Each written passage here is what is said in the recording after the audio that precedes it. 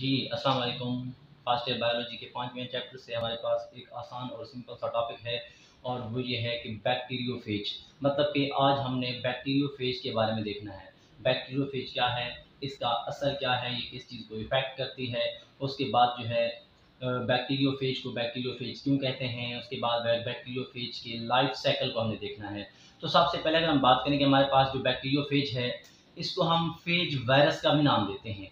अब अगर इसकी हम सिंपल सी डेफिनेशन देखें कि वो वायरस जो बैक्टीरिया को मुतासर करे, वो वायरस जो बैक्टीरिया को नुकसान पहुंचाता है, उसको हम नाम दे देते हैं, they are called as bacteriophage. अब ये जो हमारे पास बैक्टीरियोफेज है, ये जिस बैक्टीरिया को नुकसान पहुंचाता है उसका नाम है एस्क्रिशिया कोलाई। मतलब कि ई कोलाई को जो वायरस इन्फेक्ट करता है, इफेक्ट करता है, मुतासर करता है, उसको हम नाम दे देते हैं, they are called as bacteriophage. अब ये जो हमारे पास बैक्टीरियोफेज है, इसकी बहुत सारी टाइप्स होती हैं। इसको हम टी फेज भी कहते हैं। टी जो है, टी से मुराद टाइप है। अब ये जो हमारे पास टी फेजेस हैं, उनमें से जो हमारे पास T4 फेज है, ये बहुत ज़्यादा रिसर्च में इस्तेमाल होता है। अगर हम टी फोर फेज को इलेक्ट्रॉन माइक्रोस्कोप के अंदर देखें तो ये हमें टेडपोल की तरह नज़र आता है। मतलब टेडपोल जो फ्रॉग है, मेंढक है, मेंढक के लार्वे को हम टेडपोल कहते हैं, और उसके दो पार्ट्स होते हैं। एक जो है हेड और दूसरा जो है वो टेल पर मुश्तमिल होता है। तो आप देख सकते हैं कि जैसे कि हमारे पास टैडपोल होता है मेंढक का, उसका उसके दो पार्ट्स होते हैं, हेड और टेल। बिल्कुल उसी तरीके से हमारे पास जो बैक्टीरियोफेज है, उसकी शक्ल में भी या उसकी साख में भी दो पार्ट्स नजर आते हैं। एक हेड है और दूसरा जो है वो टेल है। तो सबसे पहले अगर हम बात करें कि हमारे पास इसके पार्ट्स हैं, स्ट्रक्चर है, तो उसके दो पार्ट्स हैं, हेड और टेल। सबसे पहले बात करते हैं हेड की। हेड इलोंगेटेड है, आप देख सकते हैं, थोड़ा सा लंबुतरा हेड है। इट हैज़ डिफरेंट शेप्स, इसकी मुख्तलिफ शक्लें हो सकती हैं। पैरामीटर हो सकती है, हेक्सागोनल या प्रिज्म शेप्ड में हेड पाया जा सकता है। इसके बाद अगर हम देखें कि हमारे पास जो हेड है, हेड के साथ टेल अटैच होती है। मतलब कि tail is attach with head. Tail जो है वो हेड के साथ अटैच होती है। उसके बाद अगर हम देखें, हेड के पास डबल स्टैंडर्ड डीएनए मौजूद होता है। ये हमारे पास हेड है, हेड के अंदर डबल स्टैंडर्ड जो है वो डीएनए मौजूद है, जिसको हम न्यूक्लिक एसिड का नाम देते हैं। इसके बाद अगर हम बात करें कि हमारे पास जो हेड है, हेड की ये जो ऊपर वाली जो आपको ये कैप नजर आ रही है, इसको हम कहते हैं कैप्सिड, और इसी कैप्सिड के अंदर न्यूक्लिक एसिड मौजूद होता है। इसके बाद अगर हम देखें, हमारे पास नेक्स्ट पार्ट है टेल। अब structure of tail is more complex. ये हेड सिंपल होता है, ये उससे ज़्यादा कम्प्लेक्स है। इसके बाद अगर हम देखें, tail has core of protein. Tail के पास ये कोर है, कोर प्रोटीन से मिलकर बनती है, और इसके गिर्द एक दूसरी मेम्ब्रेन पाई जाती है जो शीथ को बनाती है। और शीथ मतलब कि किस चीज से मिलकर बनती है? प्रोटीन से। इसके बाद अगर हम देखें, one side of sheath, sheath की एक साइड, ऊपर वाली साइड कॉलर कहलाती है, और जो निचली साइड है उसको हम नाम देते हैं, they are called as base plate का। इसके बाद अगर हम देखेंगे, हमारे पास यहाँ पे टेल फाइबर जो है वो अटैच होते हैं बेस प्लेट के साथ, और अगर इनकी तादाद देखी जाए तो उनकी तादाद 6 है। मतलब कि 6 steel fibres are attached with end plate. इसके बाद अगर हम देखें, these are used for attachment. मतलब कि ये जो टेल फाइबर हैं, ये किसी भी होस्ट के ऊपर या बैक्टीरिया के ऊपर जो है अटैचमेंट के लिए इस्तेमाल होते हैं। तो इसके बाद अगर हम बात करें, हमारे पास नेक्स्ट है वॉल्यूम ऑफ फेज। इंतहाई मारूजी है कि हमारे पास वॉल्यूम के लिहाज से देखें तो 1/1000। मतलब कि एक वायरस जो है, एक बैक्टीरिया के अंदर जब वायरस घुसता है तो उसके अंदर इतनी स्पीड से ये ग्रो करता है कि रिप्लिकेट करता है कि एक होस्ट से या एक बैक्टीरिया से जो है एक ही वक्त में तकरीबन 1000 जो वायरसेस हैं, बैक्टीरियोफेज हैं, वो बाहर निकलते हैं। इसी वजह से कहते हैं कि होस्ट के लिहाज से जो है इसका वॉल्यूम जो है वो कितना है, 1/1000। इसके बाद अगर हम देखें, हमारे पास लाइफ साइकिल की बात करें तो लाइफ साइकिल जो है, ये मारूजी में आ सकता है कि बैक्टीरियोफेज रेप्लिकेट करता है। सिर्फ और सिर्फ रेप्लिकेट कहाँ पे करता है? बैक्टीरियल सेल के अंदर। बैक्टीरियल सेल के अंदर जाएगा तो वहाँ पे रेप्लिकेट करेगा, बाहर ये रेप्लिकेट नहीं करेगा।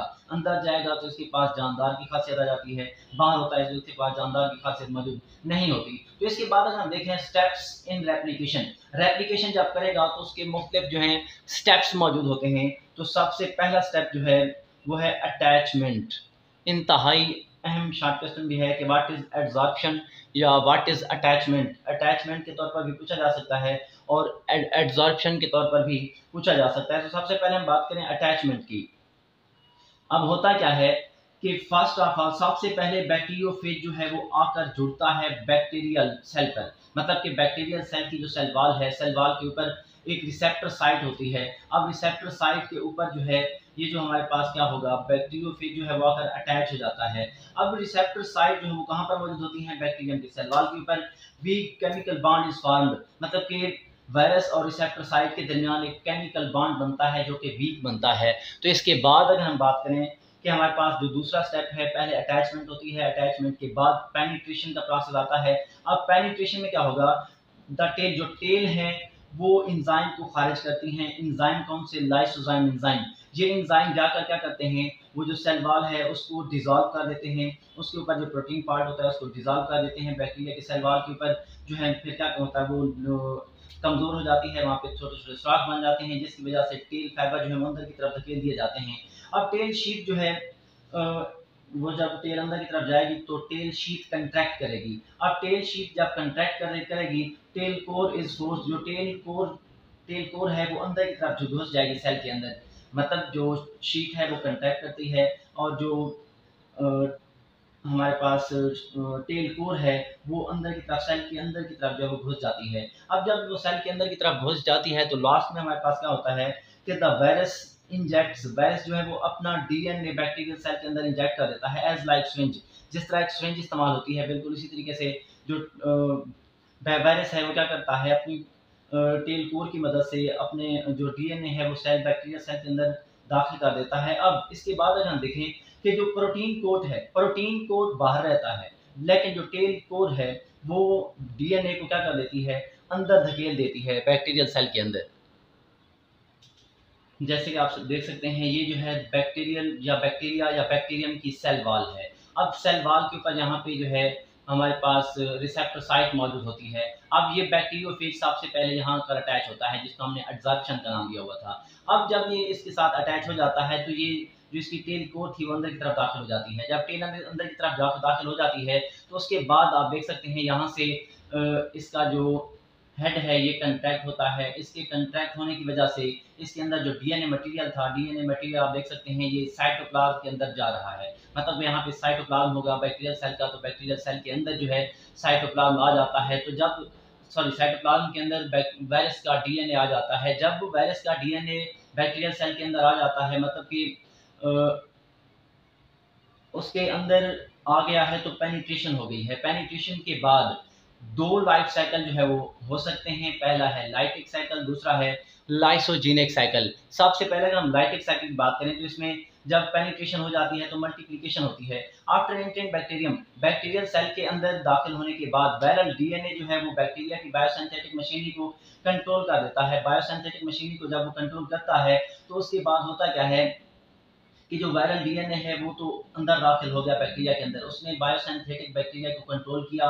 उसके बाद वो क्या करता है कि जो बैक्टीरिया का डीएनए था उसकी बायोसिंथेटिक मशीनरी को कंट्रोल करने के बाद अपनी तादाद बढ़ाना शुरू कर देता है। मतलब कि जिस तरह बैक्टीरिया के अंदर जो डीएनए था वो रेप्लिकेट होता जाता है, तो उसके साथ साथ जो है वायरसेस का डीएनए जो है रेप्लिकेट होता जाता है, जिसकी वजह से जो है काफ़ी सारे नए वायरसेस बन जाते हैं बैक्टीरियल सेल के अंदर।